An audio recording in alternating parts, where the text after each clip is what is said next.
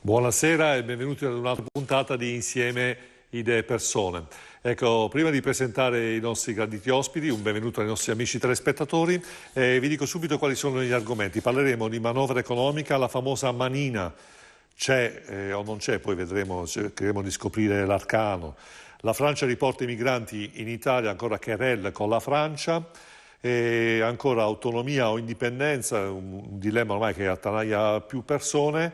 Insegnamento della storia veneta nelle scuole, questo è un argomento di cui sicuramente parleremo ancora. E vado subito a presentarvi i nostri ospiti, vi dicevano appunto che un po' di traffico, un po' di ritardi per un paio, però sicuramente Roberto Agirmo, Indipendenza Noi Veneto. Buonasera a tutti. Poi il dottor Giuseppe Pane, assessore all'agricoltura Regione Veneto. Buonasera a tutti. Raika Marcazzani della Lega. Buonasera. Poi ancora il dottor Cristiano Corazzari, assessore territorio e cultura Regione Veneto della Lega. Buonasera. Ecco, benissimo. In attesa poi che gli altri ospiti ci raggiungano, ci hanno promesso che sono qui a pochi chilometri, pochi minuti. Direi subito che prendiamo tempo. Exozel, main sponsor della nostra puntata di Insieme Persone, e diciamo che anche il proprietario del format Insieme delle Persone. Exo01 è fondamentalmente un'agenzia che si occupa di comunicazione per le aziende. Molto spesso le aziende fanno delle cose stupide, ma non riescono a trovare la maniera di raccontare, di far capire al mondo esterno qual è la validità dei propri prodotti, delle proprie iniziative e delle proprie attività. Fondamentalmente aspetti, quindi queste sono le cose che sa fare Exo01, valorizzare le attività delle imprese. Ecco, allora veniamo subito alle domande. Sicuramente io devo fare una domanda ad Agirmo, perché Agirmo ce l'ho qui da una settimana. Agirmo, ma lei scenderà in piazza quando, visto che comunque Zai ha detto che bisogna andare in piazza per... Vabbè, allora, diciamo che è un discorso lungo e complesso. Sicuramente l'autonomia, quella che noi speravamo nei tempi che erano stati previsti e proposti, non c'è ancora. Ci sono una serie di promesse a divenire. Prima sui giornali che ha detto che arriverà entro le... aspettiamo e vediamo, tra virgolette, nel senso che doveva arrivare il 22, ci possono essere i tempi biblici e quant'altro. Speriamo che non si arrivi dopo Natale, la prossima festa di Natale, dopo Natale mi sembra sia il 1° di aprile, e speriamo che qualcuno dica che era uno scherzetto. Mi vede che sebbene abbia molti amici in regione della Lega ex Nord, mi dispiace vedere che sono ancora legati a questo tipo di discorso, quando mi piace un pochino più coraggiosi e prendono una decisione netta su quello che è il divenire. Io credo che quello che ha detto l'Italia in Europa, ovvero la manovra, il DEF, sa da fare perché è un bene per l'Italia. Mi piacerebbe vedere il governatore Zaia che dice l'autonomia sa da fare perché è un bene per il Veneto. Punto e basta. Sta dicendo che vuole andare avanti a perorare un tempo legato a quella che è la burocrazia. Onestamente siamo un po' stanchi. Io non scendo in piazza per fare una pagliacciata. Se bisogna scendere in piazza è perché si è deciso comunemente, assieme a chi sta rappresentando la regione, di fare un passo abbastanza deciso e determinato. Ci sono molte possibilità per scardinare la burocrazia, volendo. Il capire è se c'è la volontà di volere. Ho visto parecchi commenti a proposito di questo aspetto, scendere in piazza, molti commenti sui social di veneti un po' delusi anche da questo aspetto dello scendere in piazza per difendere un po' i diritti. Adesso diciamo che comunque sicuramente l'aspetto della piazza è un po', lo vedo più come una, mi scusi il termine, una variabile comunista, piuttosto che... Io volevo proprio confortare tutti su questo tema, perché anche l'amico Agirmo, cui ci conosciamo tanti anni, abbiamo fatto tante battaglie per il Veneto, per la cultura, per l'indipendenza, per tante questioni poste nei vari momenti della nostra storia, ma noi abbiamo fatto allora un referendum, il 22 ottobre dell'anno scorso. Abbiamo fatto un referendum in cui abbiamo portato a votare 2 milioni e mezzo di veneti che hanno detto sì, vogliamo l'autonomia. Siamo l'unica regione che ha fatto questo. Il presidente Zaia è stato chiaro, ha voluto che ci fosse il quorum, appunto perché senza quorum sarebbe stato un referendum di poco conto, come magari richiesti da altre regioni come la Lombardia, l'Emilia, adesso il Piemonte, la Liguria, tutti si sono attaccati a sta cosa. Noi abbiamo provato a votare il popolo, perché il popolo Veneto deve esprimersi. E il popolo è stato corretto, presente, e ha detto sì, noi vogliamo l'autonomia. L'autonomia passa attraverso adesso una concertazione tra la Regione e lo Stato. Lo Stato adesso è rappresentato dal nostro ministro Erika Stefani, è rappresentato da tanti senatori onorevoli della Lega e anche veneti. Si stanno facendo, proprio lunedì 22 proprio scorso abbiamo avuto un incontro in Regione con il ministro, si stanno facendo i tavoli con i ministeri per portare a casa le competenze, i 9 decimi, tutto quello che ci va dietro, e quindi non è che si faccia dalla sera al mattino un percorso di questo genere. Noi abbiamo fatto un percorso politico, amministrativo, lineare, corretto, in base alla Costituzione, articolo 116,3, e quindi noi stiamo portando avanti la trattativa con lo Stato. La trattativa con lo Stato si conclude qui tutti i ministeri, i ministri di trilaterali, e poi la firma che il presidente Zaia farà con il presidente Giuseppe Conte. Quindi una volta che arriviamo lì al decreto del Presidente del Consiglio, questo decreto deve essere solo poi ratificato dalle Camere. Questo è passato solo un anno, ci sono situazioni di questo genere che stanno andando avanti in altre parti anche europee da decenni. Noi in un anno abbiamo questo percorso. Un'altra cosa, mai come adesso la storia ha messo in allineamento i pianeti, abbiamo Regione, Governo, Senato, Camera, in cui abbiamo una maggioranza coesa che sta lavorando bene, anche se magari qualcuno non ci crede, magari qualcuno ci critica, ma stiamo portando avanti molte battaglie insieme agli amici del 5 Stelle, quindi non vedo il problema se non nei tempi. Quali sono i tempi? I tempi sono stati assegnati, da qui fine anno ci sarà questo decreto firmato dal Presidente del Consiglio e poi ci sarà il passaggio nelle Camere, quindi calmi, non scende in piazza nessuno adesso. Se poi qualcuno metterà i bastoni tra le ruote, vedremo quali battaglie fare per portare a casa questa autonomia che deve essere data, perché il Veneto la merita in tutti i sensi. Ecco, approfondiremo anche questo aspetto. È stato chiaro nel percorso. Va benissimo. Ecco, diamo il benvenuto agli altri ospiti. A causa del traffico, abbiamo detto, hanno avuto qualche minuto di disagio. Salutiamo il dottor Simone Scarabel, portavoce in Consiglio regionale del Movimento 5 Stelle. Scusate il ritardo.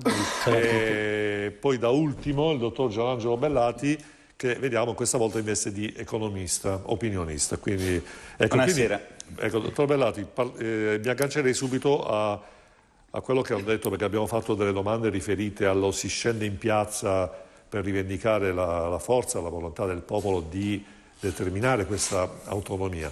Ma lei dal punto di vista economico come la vedrebbe questa per il Veneto? Che conseguenze ci sono? Perché poi magari, le faccio questa domanda perché noi siamo un po' abituati a valutare gli aspetti politici, no? Autonomia, la valutiamo, ecco, anche gli aspetti economici di questa eventuale autonomia. Certo, dal punto di vista economico è un vantaggio enorme, ma non solo per il Veneto, per il Paese.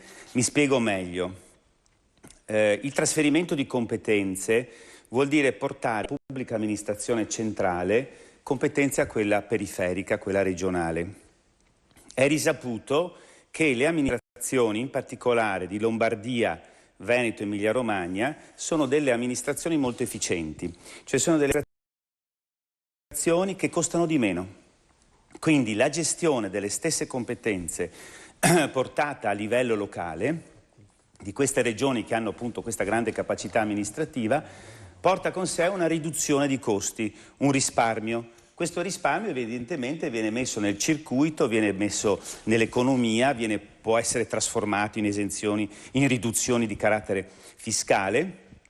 È un vantaggio che va alla fine al cittadino, perché il cittadino si trova ad avere gli stessi servizi ad un costo più basso.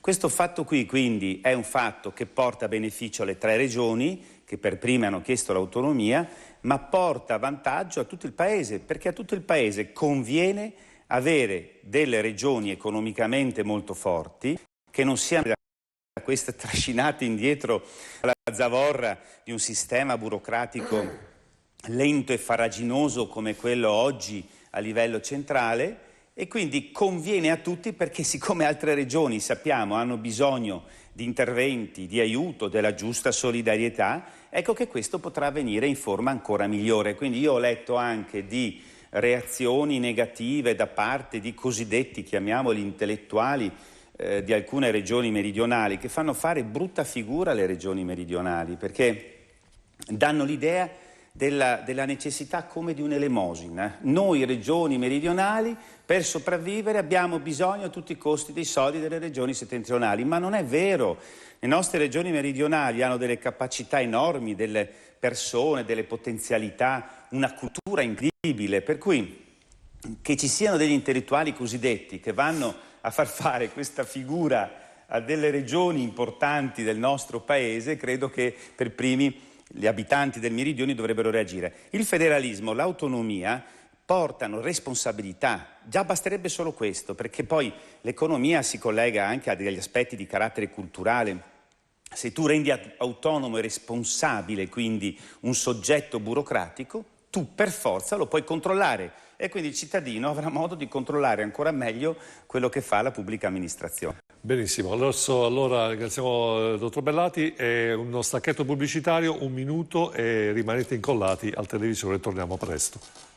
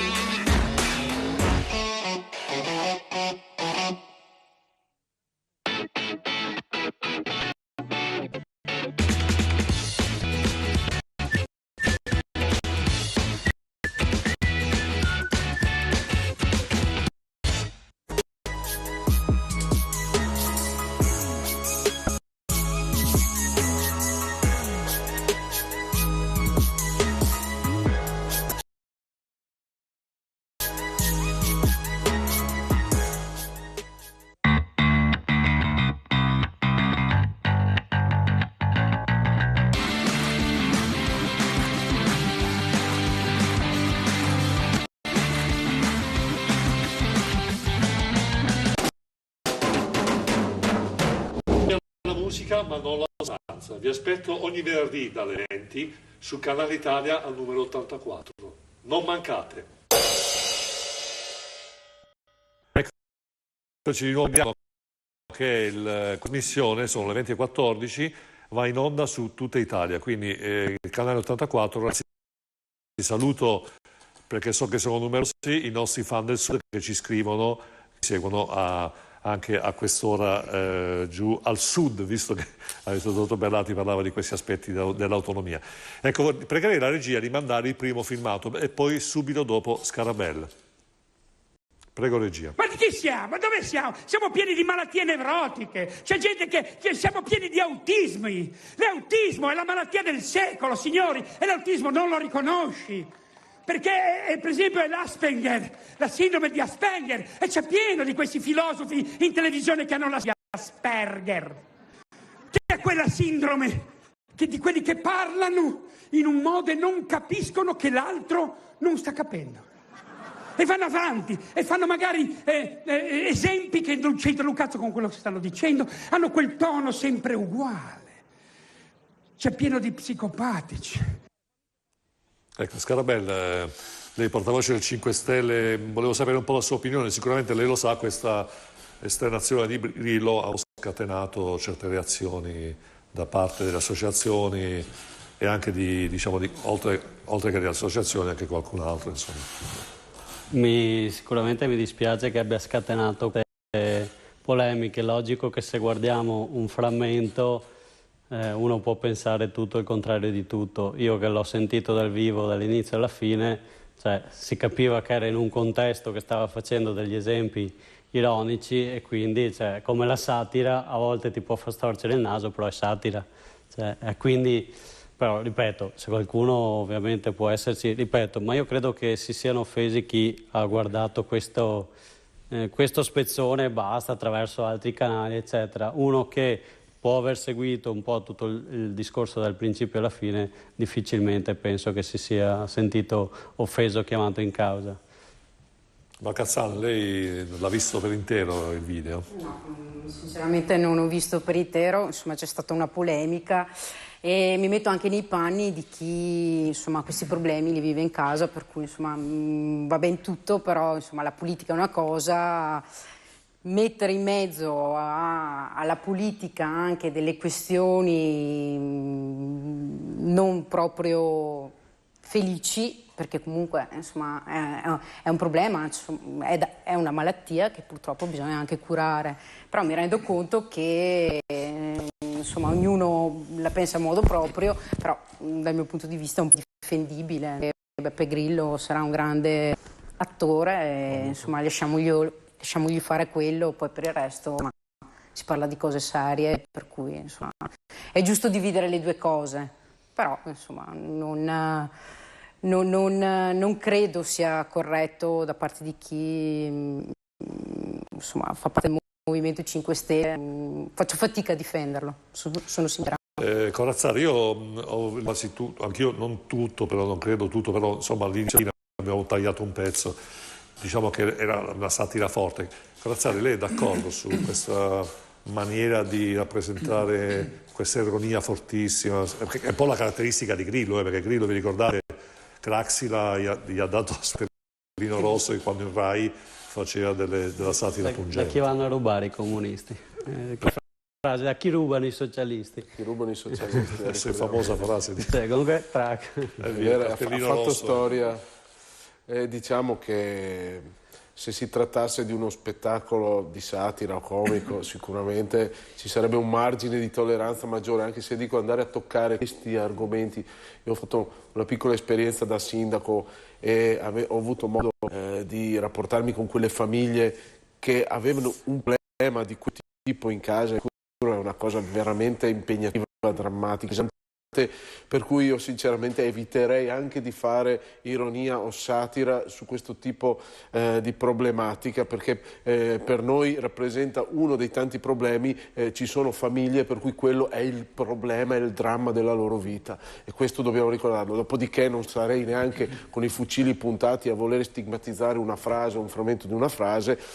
Chiaro, tutti possiamo sbagliare nell'esprimerci o nel rappresentare in un certo modo un'argomentazione. Diciamo che Grillo è un comico, ma quando fa il politico, ovvero si presenta ad una manifestazione partito, dovrebbe mettersi in modalità politico, perlomeno in modo tale da avere l'accortezza di non andare a toccare determinate corde. Dopodiché io non sono per il politicamente corretto, non sono per il buonismo, sono anche per usare toni forti in politica, però ci sono certe situazioni di fronte alle quali bisogna assolutamente avere un po' di delicatezza. Bene, allora prego la regia di mandare in onda il secondo filmato, pregherei tutti quanti di stare attenti e poi magari Pan se mi dice la sua. L'elaborazione e la valutazione del documento di programmazione di economia e finanze e anche dei contenuti annunciati sulla manovra ci inducono a denunciare come questa manovra sia pericolosa e profondamente ingiusta per gli italiani. Si tratta davvero di un atto irresponsabile nei confronti dei nostri concittadini. Si tratta di una manovra per gli evasori e per il lavoro nero. Si tratta di una manovra che rischia di portare il Paese fuori dall'euro.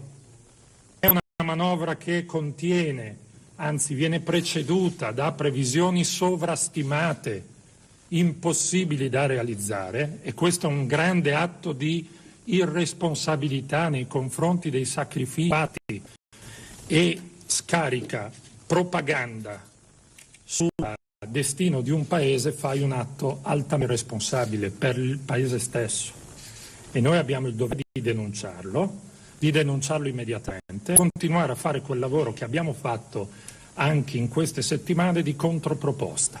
Abbiamo presentato alle parti sociali settimana scorsa la nostra controproposta di legge di bilancio, concentrata su alcuni punti fondamentali che riteniamo essenziali per il Paese, sostenibile e più equa, a partire da giovani, famiglie con figli, lotta alla povertà, casa e investimenti per la crescita. Non propaganda, ma misure realistiche, eque, per la crescita sostenibile. Pan, cosa ne pensa? Martina, poi era il ministro dell'agricoltura, quindi con lui ho avuto a che fare spesso e anche abbiamo avuto modo di contrastarci e batterci su molti argomenti, quindi mi stupisce proprio, qui non c'è nessuno del PD, ma quindi diciamo che hanno scoperto e qualcuno esatto. No, vorrei dire a loro cosa hanno avuto la possibilità di dimostrare quello che dovevano fare negli ultimi anni, quindi hanno dimostrato benissimo, inutile che facciano controproposte alla manovra eccetera. Noi abbiamo già visto dove ci hanno portato questi signori, dove hanno affamato un intero popolo, hanno dato i soldi alle banche che dovevano essere date al popolo e altre questioni di questo tipo. Io dico che comunque questa è una manovra in cui c'è uno spazio politico di scelta, 2,4% di indebitamento, l'Europa prevede sotto il 3%, quindi noi siamo sotto il 3%. Nel nostro programma contratto di governo col Movimento 5 Stelle avevamo ben chiaro cosa volevamo. Noi avevamo come Lega la flat tax per le piccole imprese e l'abbiamo messa dentro. L'abolizione della Fornero e cominciamo in parte a portarla avanti e partire. La testa, Pan. Vabbè, sai che scorre la testa lui. Dopo lo dice. Gli altri intanto diciamo gli altri. Mi spero che tutti capiscano il Veneto, anche giù. E stiamo portando avanti appunto la revisione della legge Fornero che ha fatto sì che tanti cittadini che magari lavoravano tanto tempo sono ancora lì a 70 anni magari nelle fabbriche a fare lavori che non possono più portare avanti. Quindi c'è il reddito di cittadinanza, per la prima volta mettiamo dei soldi alle famiglie e quindi non vanno più soldi che erano previsti anche nel passato, ma non solo ai grandi gruppi bancari o alle grandi corporazioni. Quindi sicuramente una legge di stimolo dell'economia per la spesa delle famiglie e quindi cosa c'è di male? Stiamo portando avanti il nostro programma. Adesso ci saranno queste 3 settimane di battibecco con l'Europa, poi l'Europa se la metterà via perché noi non molliamo tanto facilmente la presa e quindi una volta che la manovra sarà licenziata andiamo avanti e poi gli effetti si vedranno nel tempo. Ecco, poi una cosa Scarabelli, una cosa che ho sottolineato, diciamo, il mio cervello ha sottolineato sentendo questo video è dobbiamo denunciare, è stato detto 3-4 volte. Ma che vuol dire secondo lei questo messaggio del dobbiamo denunciare? Cioè cosa c'è da denunciare? Non so, io denuncerei i soldi, cioè li avrei denunciati per i soldi che hanno dato ai banchieri, cioè quelli facendo fallire le nostre banche popolari. Cioè, là sì, sarei andato alla Procura della Repubblica e qualcuno ci è andato. Però su una manovra che una parte, cioè per la prima volta che c'è un governo che è stato votato dalla maggioranza degli italiani perché non ci sono premi di maggioranza che hanno truccato i numeri. Quindi questo governo la prima volta rispecchia più della maggioranza dei cittadini italiani. Non l'hanno votato gli italiani questo governo. Numeri alla mano? No, non l'hanno votato gli italiani. Allora, mezza Italia ha votato i 5 Stelle ed è l'Italia del Sud. Mezza Italia ha votato il centrodestra. Ma non c'è premio di maggioranza? No, cioè non è che siamo di fronte a un 25%? Ma questa favola che questo governo è il governo che hanno voluto gli italiani è una favola che continuate a raccontare in modo assolutamente improprio. Ora, ci ritroviamo di fronte ad un governo... Allora se andiamo a contare quanti italiani vogliono l'indipendenza, ti ritroverai con un pugno di mosche in mano e te la metterai via. Ma vai dagli italiani, avete due principi che sono totalmente difformi gli uni dagli altri. Da una parte c'era il reddito di cittadinanza e quindi la tutela assistenzialistica del e dall'altra parte c'era esclusivamente la flat tax come premio di maggioranza. Chi ha votato, chi non ha votato, hanno visto nero su bianco qual era il programma dei prossimi 5 anni e lo stiamo realizzando attraverso questa manovra. E questa è l'anomalia che si ritrova l'Europa. Un cavolo di governo che sta facendo quello che ha già detto che faceva. No. E non che si inventava cose il giorno dopo estranee a quello che ha detto in campagna elettorale.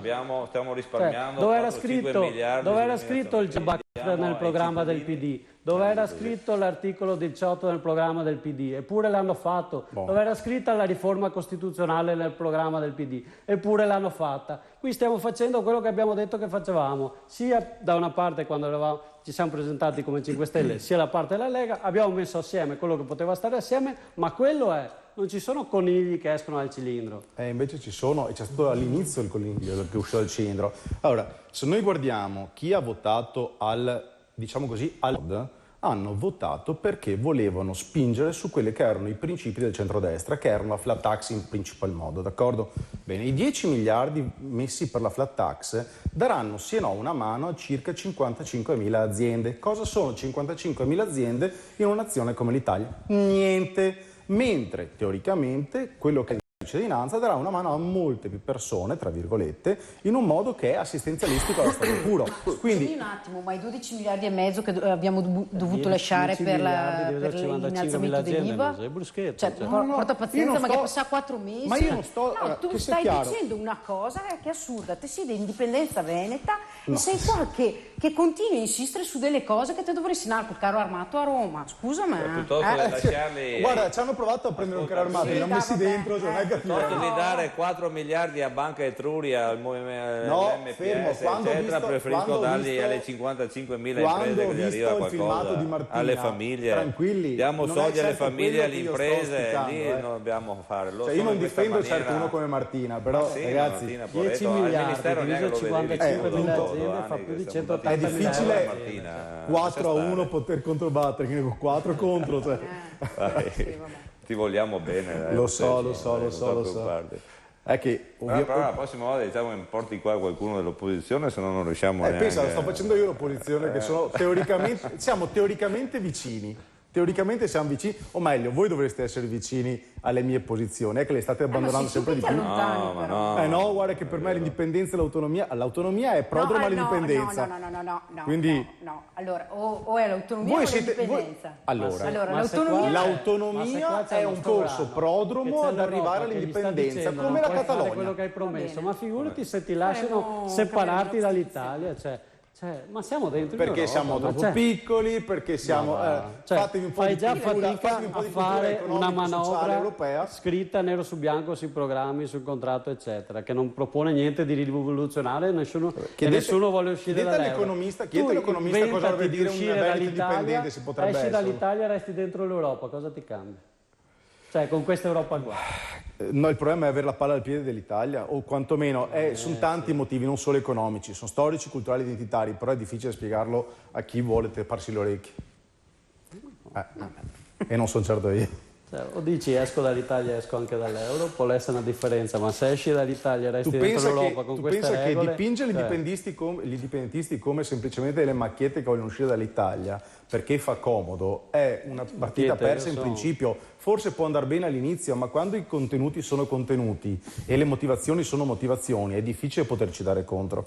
Ok, ci sono tanti che vi vado contro, la battaglia che ha fatto la Catalogna, la sposa al 100%, referendum, democrazia diretta, però abbiamo noi non possiamo averla questa battaglia. Non possiamo averla, ma siamo distanti anni luce da quella realtà. Ma su questo gli do ragione, su questo hai perfettamente ragione, siamo distanti anni luce, però a livello economico lasciamo perdere un attimo la cultura, l'identità, la storia e quant'altro, ma a livello economico non potete dirmi che il Veneto è fuori dal mondo. A unire due comuni perché scegli il nome sbagliato. Con il referendum sull'autonomia hanno comunque dimostrato che sono pronti per l'autonomia in questo momento, che vogliono l'autonomia e la vogliono assolutamente portare il 98% ha assunto, e abbiamo fatto la battaglia assieme. Abbiamo fatto la battaglia assieme e adesso diamoci il tempo per vedere. Tanto avete cambiato l'articolo 1 dello statuto della Lega.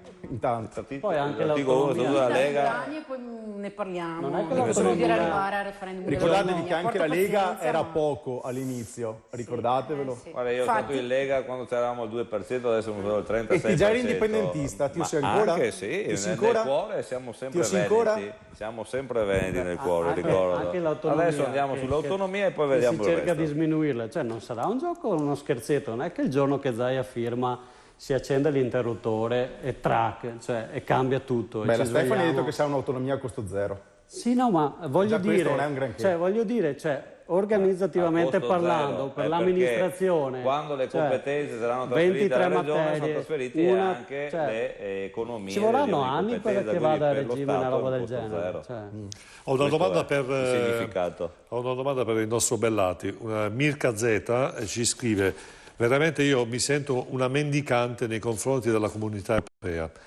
Sono sicuro che il nostro paese è bellissimo e ha veramente tutto: storia, bellezza, cultura, cucina e civiltà. Non capisco perché lasciamo che altri vengano a depredare tutto questo e ci impongano di stare ai loro ordini.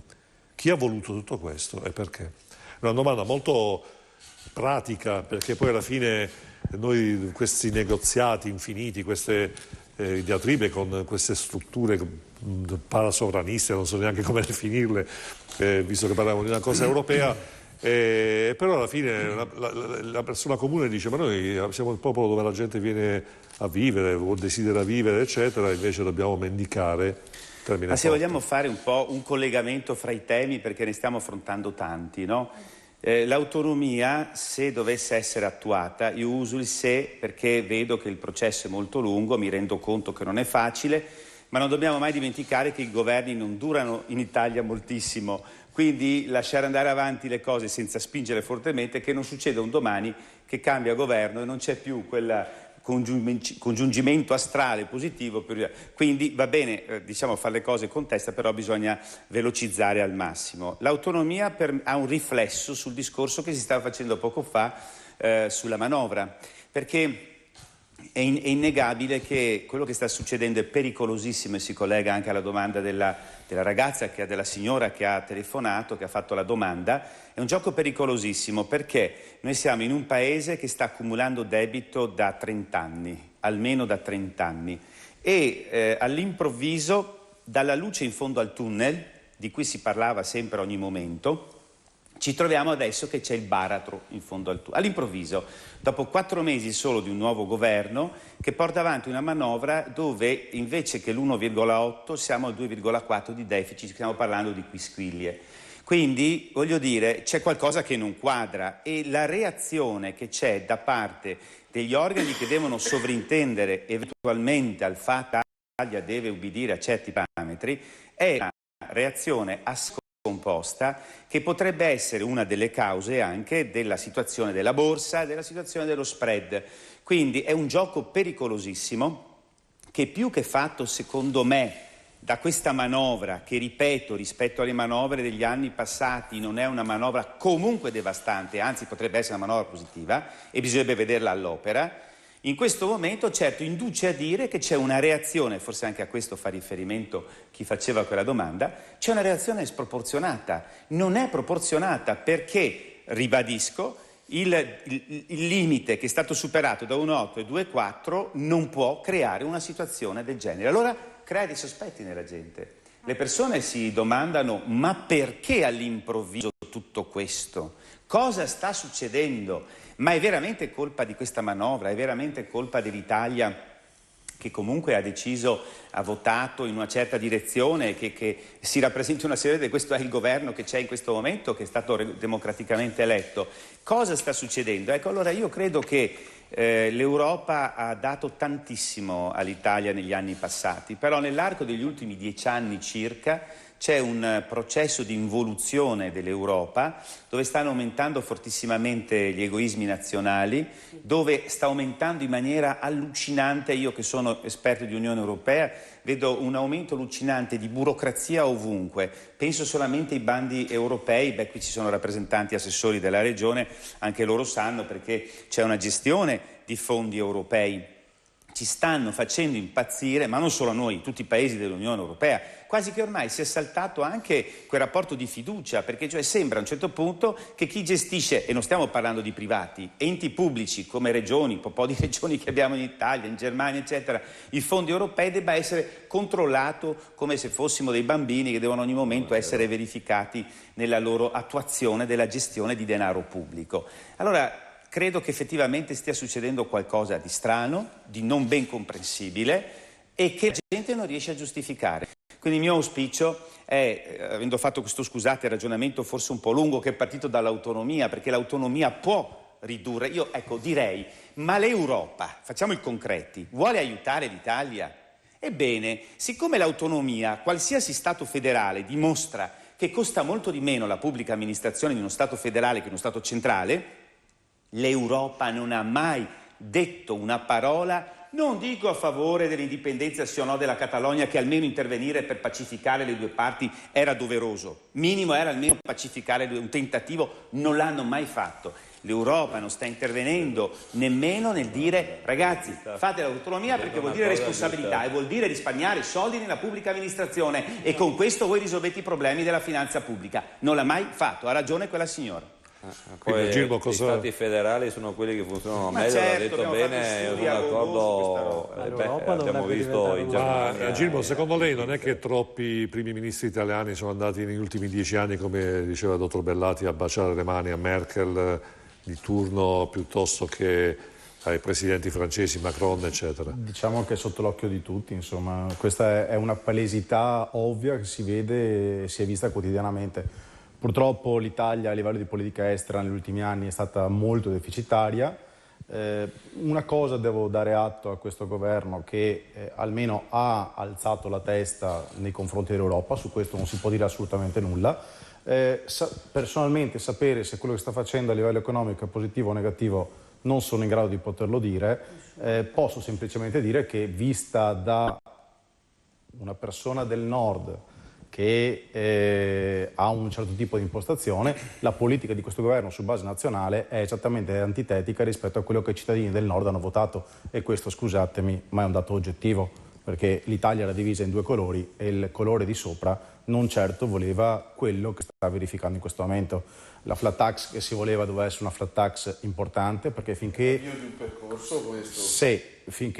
lo Stato non capisce che l'unico modo per risollevare una nazione è dare la possibilità alle aziende di creare lavoro, e creare lavoro non si crea dando il foraggiamento assistenzialistico che vuole dare il discorso del reddito di cittadinanza, mi dispiace ma siamo fuori via. Poi che sia chiaro, aiutare gli ultimi sì, non così. Io direi ci vuole anche un po' di sano pragmatismo, perché prima è stato detto questo è un governo che non rappresenta la maggioranza italiana. Allora, sappiamo bene che dalle elezioni è venuto fuori un quadro molto complesso che in fondo rappresenta la realtà italiana, che è una realtà anche contraddittoria all'interno di un grande paese che ha aree con esigenze molto diverse. Diciamo allora che c'è una saggezza nel popolo e c'è stata anche una saggezza nel modo di votare, perché queste due forze che sulla base di un contratto di governo si sono messe insieme rappresentano, senza premi di maggioranza, la maggioranza degli italiani e si sono presi degli impegni di fronte agli italiani. Questa è una congiunzione astrale, possiamo dire, che può dare la possibilità veramente di sbloccare quel servilismo che c'è stato fino adesso a altri meccanismi, ad altri potentati, soprattutto che arrivano dal mondo della finanza, delle banche, dell'Europa. E direi che l'autonomia può essere un grimaldello formidabile, perché la nostra Costituzione, bisogna spiegarlo bene agli italiani, è una Costituzione che nasce profondamente e sinceramente autonomista e regionalista. E già oggi nella nostra Costituzione è inserito il principio che ognuno deve avere la sua autonomia, ovvero quella autonomia che sia in grado di amministrare con efficienza e sulla base della quale si possono assumere delle responsabilità. L'errore di questo Paese che c'è stato fino adesso è che è stata data autonomia autonomia a chi non era in grado di gestirla e ha determinato sprechi, e senza che vi fossero state delle responsabilità quando vediamo che vengono rimpinguati i debiti di regioni o di regioni autonome. Ecco, invece noi vogliamo invertire questo percorso. Come diceva benissimo Gianangelo Bellati, ognuno deve avere la propria autonomia che è in grado di gestire. È già scritto nella Costituzione. Quindi quella che è partito con il Veneto, con questo referendum popolare fortemente voluto, è un meccanismo che va a innescare una forza dirompente che permetterà di attuare i principi più forti e più sani della nostra Costituzione. Non è nulla di eversivo.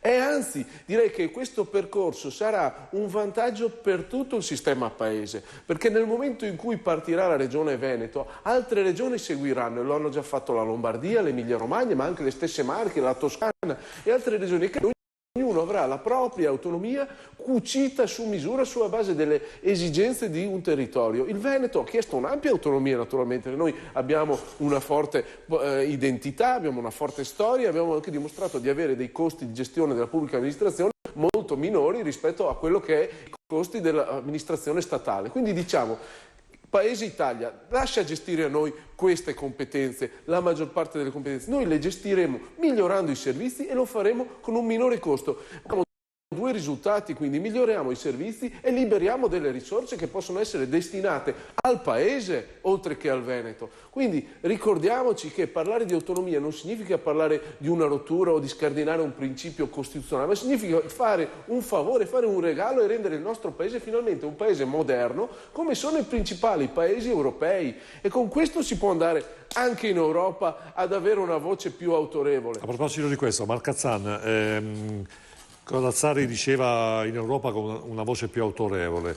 Ci sono le europee diciamo prossime, io penso così da lettore di giornali, da così fruitore delle informazioni, che sicuramente certi poteri forti hanno paura di questo populismo che avanza. Certamente la questione della bocciatura della manovra, uno dei punti cardini si fa l'anno prossimo.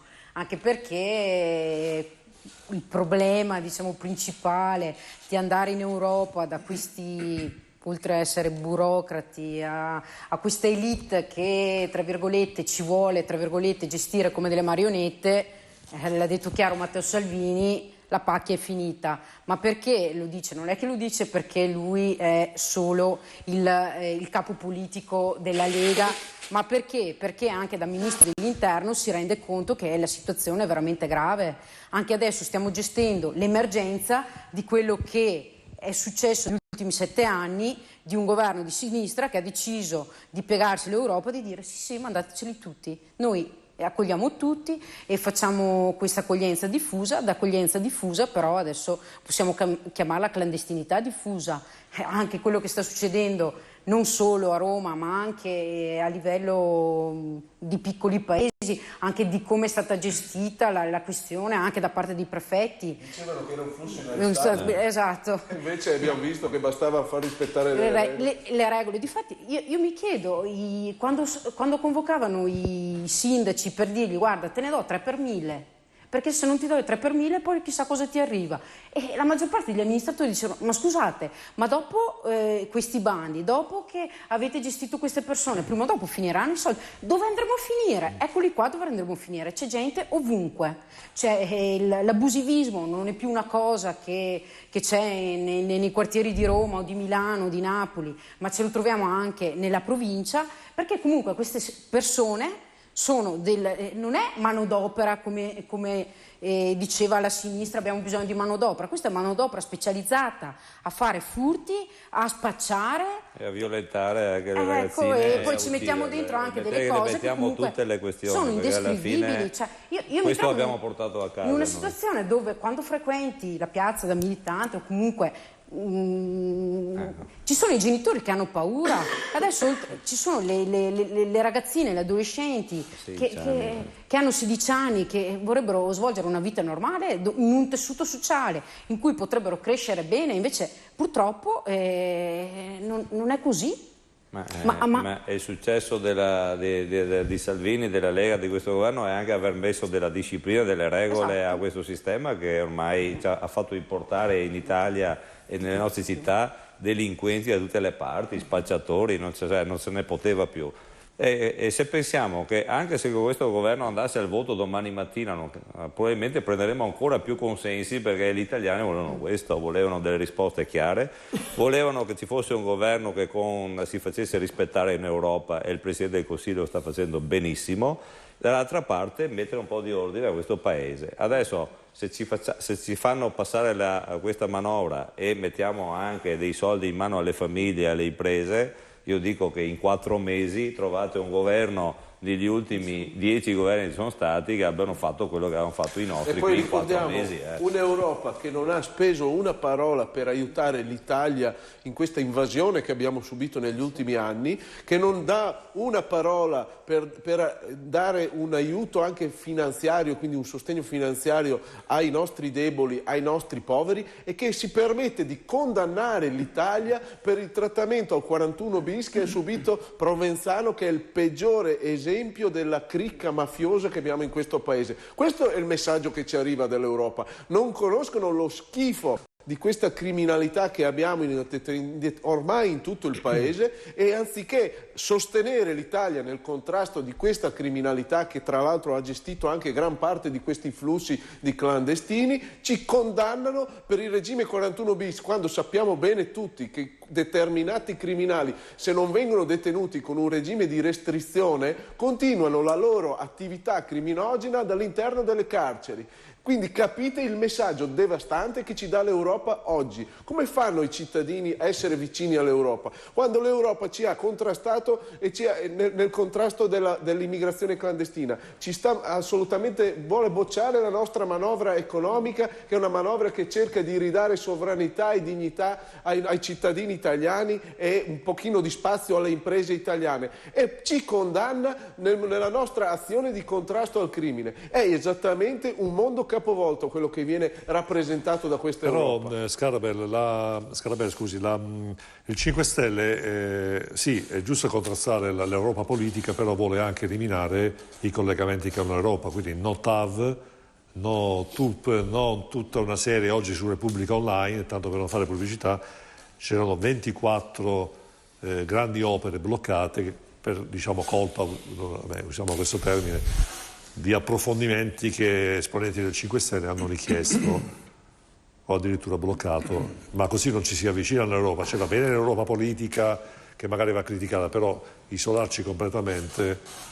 Ma non è che ci vogliamo assolutamente isolare dall'Europa, però un'Europa che è così attenta ai conti della manovra finanziaria dovrebbe anche applaudire a questo tentativo che stiamo facendo di razionalizzare, perché grandi opere, tutti i politici sperano di andare dai loro cittadini a promettere farò questo, farò quello, poi i soldi sono finiti. Cioè, forse l'Italia si è presa impegni per fare cose che non poteva permettersi di fare, non tutte con quei tempi là. Un esempio ce l'abbiamo anche in casa, però voglio dire, non credo sia sbagliato di mettere tutte le carte sul tavolo e dire quanti cantieri vogliamo fare, quante risorse abbiamo, quali sono i costi reali. Cioè, abbiamo l'esempio del Mose, cioè, prima di fare una mostruosità del genere si sono messi su un tavolo a vedere quanto costava realmente, cosa significava metterlo in acqua e soprattutto vedere poi, una volta che entrava in funzione, cosa sarebbe significato mantenerlo in funzionamento con quel progetto deleterio. Cioè, anche in Nord Europa ci sono realtà che hanno problemi con l'acqua alta, ma nessuno si è sognato di mettere tonnellate e tonnellate di cemento sott'acqua, cemento e ferro e giocare con questo sistema che abbiamo visto a cosa è servito. È servito a distribuire la più grande tangente che si è mai vista nel nostro paese. Quindi parliamo di grandi opere, ma dietro le grandi opere ci sono una montagna di soldi, e quella montagna di soldi purtroppo per la nostra realtà italiana non sempre vanno a finire sull'opera. Guarda caso in Italia un'opera costa X, in Europa, in altri paesi costa la metà, perché qua costa tutto il doppio. Quindi io credo che una razionalizzazione sia doverosa, proprio per non buttare via soldi e per non ritrovarci opere che sono state progettate negli anni '80 e che oggi magari non hanno più senso di esistere, perché ci sono modi di farli, di ottenere lo stesso risultato facendo le cose in maniera diversa. Un esempio è proprio il discorso della TAV, cioè questi vogliono fare dei collegamenti con dei treni ad alta velocità e in quelle stesse linee non possono viaggiare i treni ad alta capacità per trasportare le merci. Cioè questa è follia, bisogna fare, quando si fa una cosa deve viaggiare l'alta velocità ma anche l'alta capacità, cioè non puoi fare una cosa, ripeto, con una tecnologia, con un pensiero, con un progetto degli anni '80 che ormai è stato dimostrato che non ha più senso farlo in quel prima modo. di dare la parola al dottor Bellati, un brevissimo stacchetto pubblicitario, poi dottor Bellati il suo parere di economista su queste operazioni di investimento pubblico.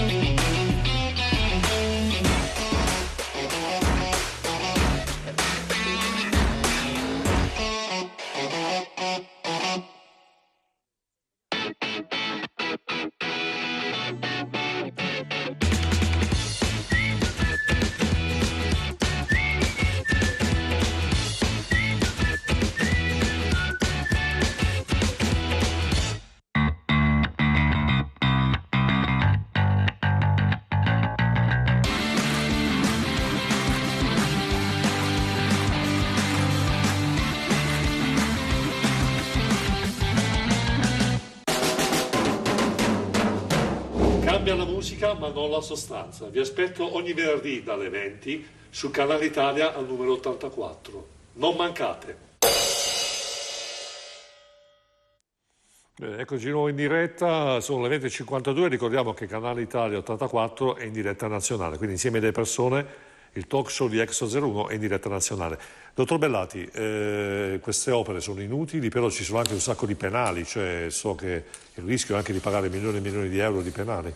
Allora, quello che mi ha detto il rappresentante dei 5 Stelle, che ci ha detto a tutti, è innegabile, è vero, le opere, grandi opere, altro che il doppio, ci sono delle opere in Italia, anche il costo per esempio delle autostrade è stimato essere dalle 2 ma anche alle 4-5 volte tanto che in altri paesi europei. Peraltro questo era stato detto anche fra l'altro da un altro ministro, ma non lo noto, un precedente. Quindi è ovvio che se uno ha, immagino, come sta succedendo adesso, responsabilità di governo, immagino che abbia timore che si possano verificare delle situazioni dove non è che siamo noi a dirlo, è la magistratura da una parte, la Corte dei Conti dall'altra, sono le testimonianze, sono i fatti che avvengono, che effettivamente possano succedere dei fatti dal punto di vista criminale e della gestione del denaro pubblico assolutamente illeciti. Quindi il fatto di dire voglio controllare che cosa sta avvenendo, voglio verificare, è secondo me un fatto assolutamente positivo. L'auspicio però è che venga fatta questa verifica in tempi veloci, che questa cosa avvenga per esempio come per il dramma, no?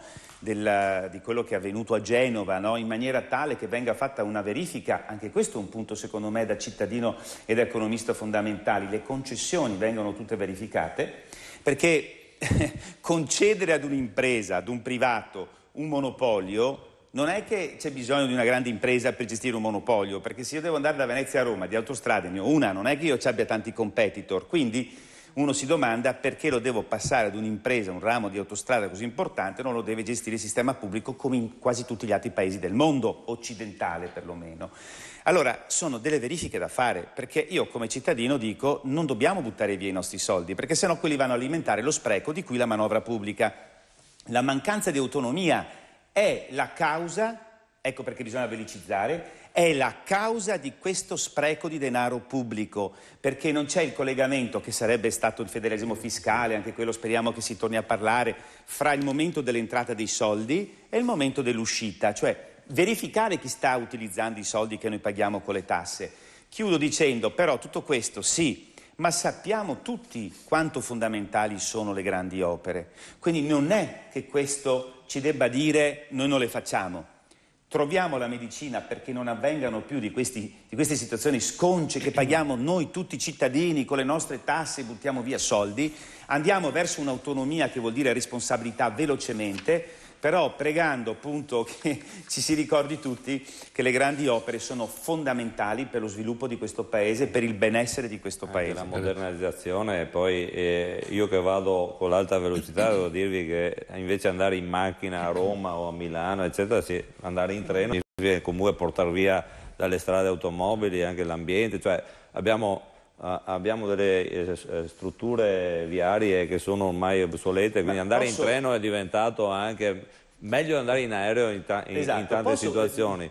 Per cui non possiamo bloccare questo tipo di infrastrutture, però sono d'accordo con l'amico dei 5 Stelle, ci vuole un controllo più importante negli appalti. Noi l'abbiamo dimostrato ad esempio con la Pedemontana Veneta, in cui c'è stato il nostro governatore Zaia ha fatto comunque un accordo anche con le parti in maniera che tutto sia anche alla luce del sole, con il controllo della Corte dei Conti, della magistratura, e quindi si possono fare le cose, si possono fare bene, sono finiti quegli anni in cui si fanno le grandi opere in cui poi tutto c'è un magna magna e magari c'è anche la mafia che sotto fa il resto, quindi assolutamente dobbiamo modernizzare il paese, c'è una spinta economica che va riguardo sulle grandi opere, però non possiamo fermarle, dobbiamo dare delle regole diverse. Corazzari, la scuola, ho visto degli articoli sul giornale, nelle scuole è obbligatoria la storia veneta, grazie anche al suo contributo.